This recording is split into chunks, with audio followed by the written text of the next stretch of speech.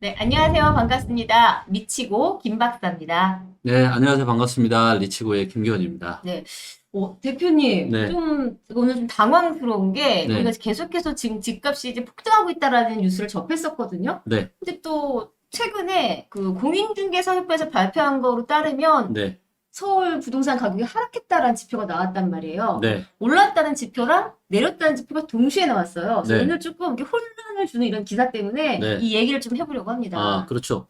많은 분들이 지금 8월달, 9월달까지 좀 아파트 가격이 오르는 걸로 네네. 지금 생각을 하고 있는데, 이거는 완전 잘못됐다. 음, 네, 완전 잘못됐다. 자, 제가 여기서 질문 하나를 드려볼게요. 네. 자, 일단 KB부동산 통계나 한국부동산 통계는 제가 계속 말씀드렸잖아요. 느리다. 그쵸. 근데 많은 사람들이 지금 부동산 오르는 거로는 뭔 데이터를 보고 지금 판단하는 거죠? 언론들도 그렇고. 뭐 이제 그 KB 통계 데이터를 볼 수밖에 없지. 사실 볼 수 있는 그렇죠. 게, 네. 예. KB나 한국부동산은 통계. 네. 그러다 보니까 항상 뒷북을 치는 거예요. 그래서 이제 제가 이것들에 대한 문제점도 제가 몇 번 영상을 통해서 제가 말씀드렸고. 네. 자, 그런데 리치고 김기원보다 훨씬 더 발빠르게 현재의 가격 흐름을 알 수 있는 곳이 있어요. 현장에 일하시는 분들이죠. 그렇죠. 네. 왜? 현장에 있는 공인중개사분들이 제일 발빠릅니다. 그쵸. 왜냐하면 그분들은 계약서를 바로 쓰잖아요. 그러니까 이 아파트가 얼마에 계약됐는지를 바로 알 수 있지. 그래서 공인중개사 협회에서 이걸 가지고 시스템을 만든 거예요. 이해되시죠? 네네. 그렇기 때문에 현존하는 대한민국에서 가장 발빠르게 가격을 알 수 있는 데는 어디다? 바로 공인중개사 협회입니다. 자, 그런데 이 공인중개사 협회에서 발표한 자료에 따르면 8월 달에 무려 서울이 4.5%가 하락했어요. 평균. 그리고 어, 전국에서 가장 크게 하락을 했습니다. 그러니까 전국에서 하락률이 제일 큰 데가 서울이라고요. 아니, 네. 약간 좀 의외인 게, 8월에 이제 한국 부동산 데이터로는 1.27%가 올랐다라고 저는 접했었거든요. 네. 근데 뭐 차이는 날 수 있지만, 뭐 상승과 하락의 차이는 날 수 있지만, 4.5% 하락이라고 하면 차이 갭이 좀 큰 것 같은데? 많이 큰데요? 많이 크죠. 네. 그러니까 지금도 올라가고 있는 걸로 나와요. 음. 네, 그 주간 통계 데이터를 보면은. 자, 그래서 자세한 내용을 제가 한번 짚어보면은, 네.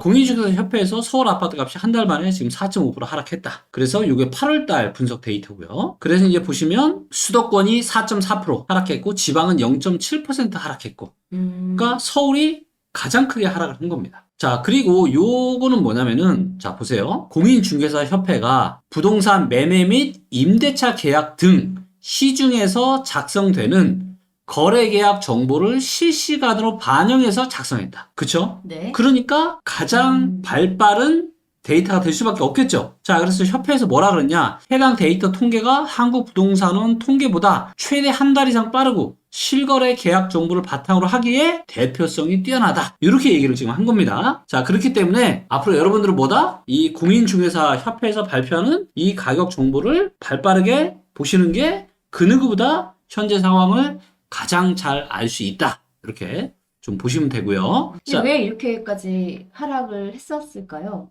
자, 여기 이제 나오네요. 네네. 협회는 아파트 가격이 하락한 이유로 음. 계절적인 요인과 정책, 8월 8일 부동산 대책, 스트레스 DSR 2단계라고 했는데, 제가 보기에는 달라요. 자, 계절적인 요인 없어요. 그러니까 일부 분들이 아니 8월 달에 휴가 가잖아요. 자, 이거는 뭐다? 지금 아파트가 막 뜨겁게 달아오르 더운데 휴가가 생각이 납니까?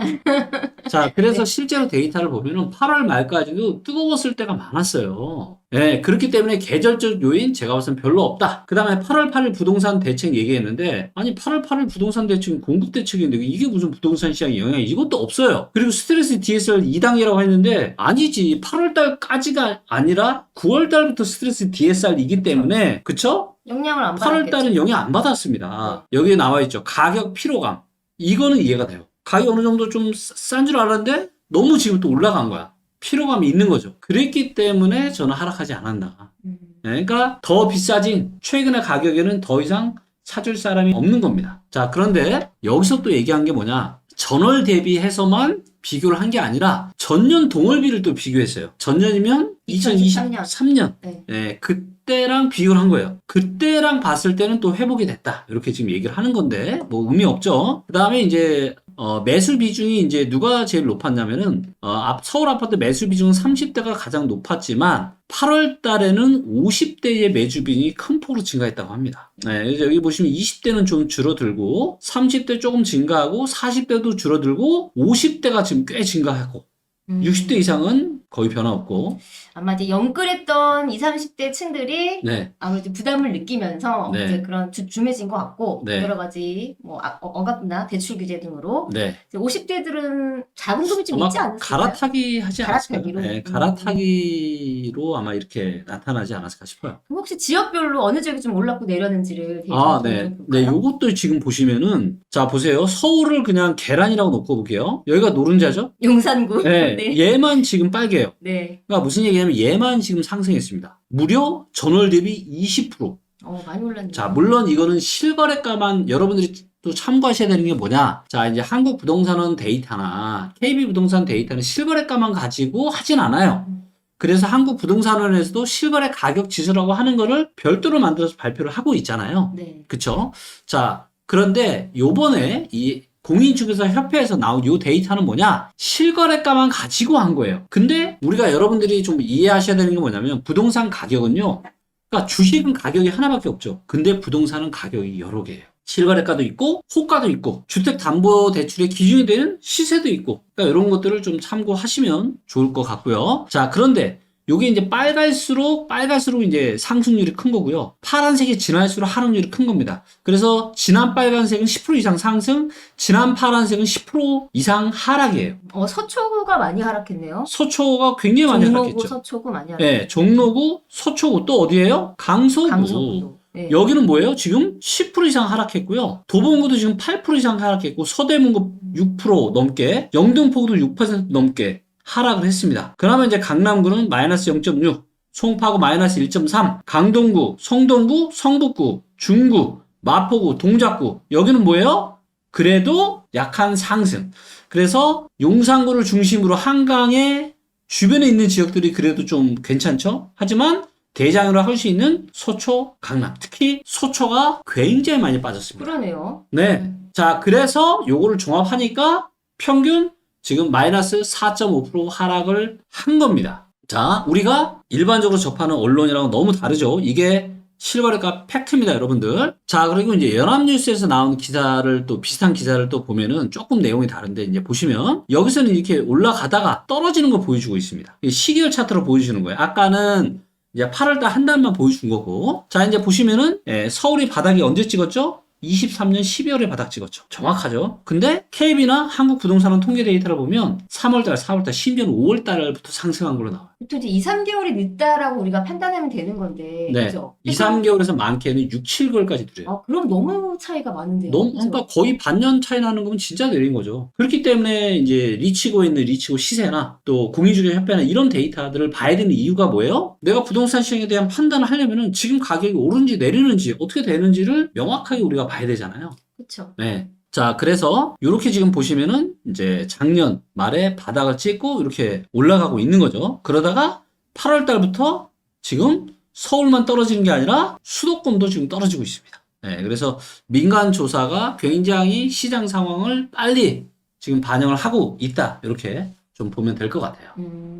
그럼 어쨌든 이제 하락세로 뭐 계속해서 말씀하셨지만 이제 하락장이 올 것이라고 언급은 하셨잖아요. 네. 근데 데이터로 봐도 이제 조금 보여지는 것 같기는 해요. 네. 향후 이 하락장이 조금 더 속도를 붙을 거다라고 생각하세요. 일단 당장 속도가 붙지는 않을 거고요. 왜냐면 부동산은 한국만한 것 같아요. 제가 누누이 말씀드리지만. 자, 우리가 부동산이라고 하는 데가 엄청난 무게를 가진 내가 승용차가 있어요.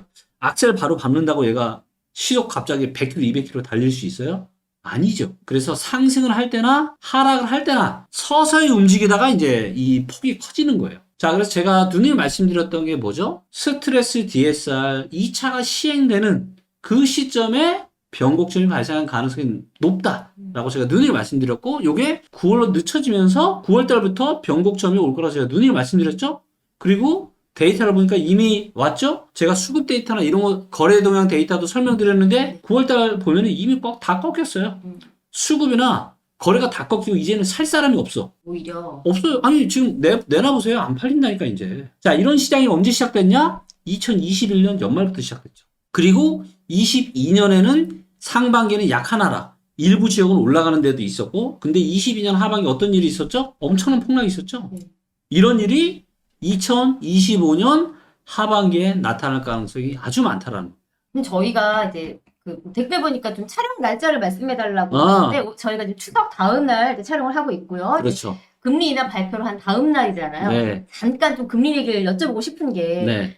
이제 금리 인하를 0.5%포인트 했단 말이에요. 네. 뭐 예상은 했지만 음. 당연히 이제 우리나라도 영향을 미칠 것 같은데 네. 기본적으로 부동산의 이제 흐름 자체는 이제 금리가 인하되면 사람들의 심리에서 그래 그럼 투자해볼까? 네. 단순한 논리로는 네. 가격에 투자하게 되는데 네. 지금 보면 규제나 여러 가지 정책 때문에 좀 위축이 되어 있는 건 맞단 말이에요. 네. 그래서 이런 것들이 전반적으로 좀 어떻게 영향을 받을 거다라고 보세요? 기본적으로 금리 인하는 부동산 시장의 호재가 맞아요. 네. 근데 금리 인하를 왜 하냐가 문제입니다. 자, 이런 거예요. 자, 만약에 9.12 테러나 코로나와 같이 그 누구도 예상하지 못했던 천재지변 같은 일이 벌어졌어. 그럼 뭐예요? 경기 부양을 해야 되잖아요. 네. 그래서 금리를 낮추고 돈을 막 풀어요. 그러면 부동산 가격이 올라갈 수 있습니다. 자, 그런데 지금 금리 인하는 왜 하는 거예요? 경기가 어려워서 하는 게 맞죠? 금리를 낮추지 않으면 심각한 문제가 발생할 만큼 경기가 지금 안 좋은 거예요. 경기 상황이. 그렇기 때문에 0.2가 아니라 0.25가 아니라 0.5% B컷을 한 거잖아요. 자, 경기 침체가 오는데 금리 좀 내렸다고 부동산 시장이 좋아지겠습니까? 그렇지 않겠죠. 일단 그러니까 심리 자체가 위축돼 만약에 이제 있어가지고. 그런 단순한 논리로 우리가 재테크를 하면은 네. 돈 못 벌 사람이 누가 있겠어요? 자, 여러분들 명심하세요. 또 부동산 상승만 맨날 상승 얘기만 하는 사람들은 또 야, 금리 인하 됐다, 기회 왔다 이런 얘기들 할 겁니다. 예, 내년 하반기에 그렇게 얘기하신 분들 꼭 기억해 두셨다가 내년 하반기에 부동산 시장 상황 한번 같이 한번 보시죠. 어떻게 네. 돼요? 네. 네. 어이 무서워. 아니 무서운 게 아니라 아니 저는 뻔히 보이니까 데이터로. 어쨌든 뭐 데이터에 보는 지표로 얘기하는 거니까요. 네. 네. 절대 금리 인하 때문에 주식시장이 좋고 부동산 시장이 좋다 이런 얘기 현혹되지 마세요. 네. 단 앞으로 한두 달, 두세 달 정도는 흐름이 좋을 수 있어요. 왜? 이게 이제 호재라고 반영을 하기 때문에. 근데 진짜 선수들은 뭐다? 그때 다 털고 나갑니다. 그렇기 때문에 꼭 명심하시고 이미 부동산 시장 완전 지금 꺾였다라고 보시면 되고 서울에 거품이 가장 많이 있는 곳이 제가 어디라고 그랬어요? 서울이라고 그래요. 네. 제가 누누이 말씀드렸잖아요. 네. 그리고 제가 말씀드렸죠? 1년에 지금 330만 원 되고 VIP 멤버십 하신 분들 이분들한테 제가 뭐라 그랬었냐 7, 8월에 집 하세요. 마지막 기회입니다 라고 제가 얘기했었어요. 그리고 맞았는지 틀렸는지는 시간 지나 놓고 보면 아마 답이 드러나게 되겠죠. 어쨌든 지금 한국공인중개사협회라는 거는 실제 현장에서 계신 분들이 나온 데이터를 가지고 온 결과치잖아요. 네. 그러다 보니까 진짜 현장에서는 이미 이제 8월 달에 가격이 하락한 것으로 나왔다라는 데이터를 보고 좀 이야기를 해봤습니다. 네. 9월 달, 10월 달도 좀 현장 데이터를 함께 보면서 네네. 아마 이제 10월 달 추석 지나고 이제 데이터들이 나오고 10월 중순 지나고 11월 되면은 네. 아마 다른 데이터들에서도 아마 하락이 보이지 않을까 싶습니다. 네, 오늘은 서울의 아파트 가격이 하락했다라는 공인중개사협회의 데이터 내용을 가지고 이제 왜 그렇게 됐는지 이야기를 함께 나눠봤습니다. 감사합니다. 네, 고맙습니다.